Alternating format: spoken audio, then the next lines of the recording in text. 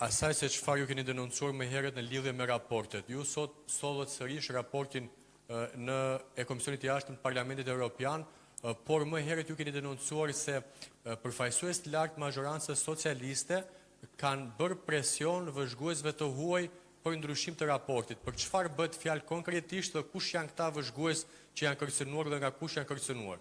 Faleminderit. Në mënyrë konkrete,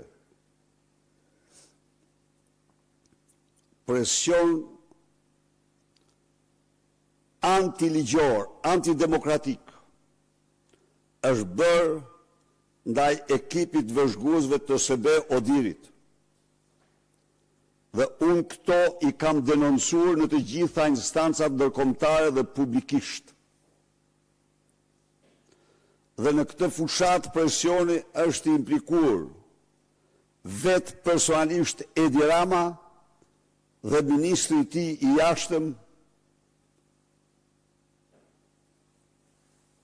Igli Hasani. Unë kam informuar se ky i fundit ka thirrë në zyrë përfaqësuesit e OSB-s emisionit vëzhguesve. Pasi ka dërguar mesazhe kërcënuese dhe u ka kërkuar llogari për frazat se këta janë ai sekt që besojnë gënjeshtrat e tyre.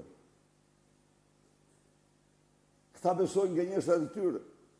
Këta jetojnë në një realitet që nuk ekziston. Ai përdor 500 milion euro prokurime në periudhën që nuk lejon ligji. Ai shpërndan 7-6 milion euro në periudhën që nuk e lejon ligji. Ai fal gjobat 200 milion në periudhën që nuk e lejon ligji. Ai punson mbi 10.000 persona në periudhën që nuk e lejon ligji. Ai ka firmosur me 10.000 leje legalizimi për certifikata pronësie dhe leje ndërtimi në periudhën që nuk e lejon ligji. Që të gjitha për vota.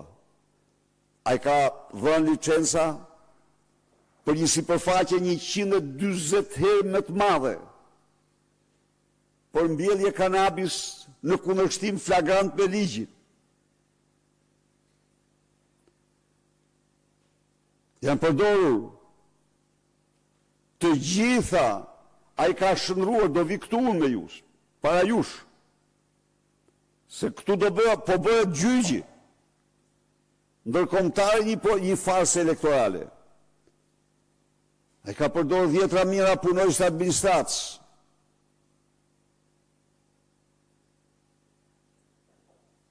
Me fuqinë e postit tyre duke miknuar dhe kërcënuar qytetarët për votë. Por ai, siç e dini, ka përdorur bandat më të rrezikshme, të cilat tashmë janë bërë famzeza edhe në atentate politike ndërkombëtare, siç ishte vrasja e kandidatit të opozitës në Kolumbi.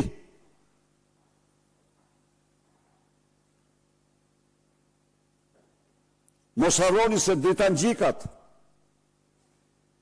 i kanë fjet të Gysha Gasu dhe Edi Rama, tek pojat, tek çelët.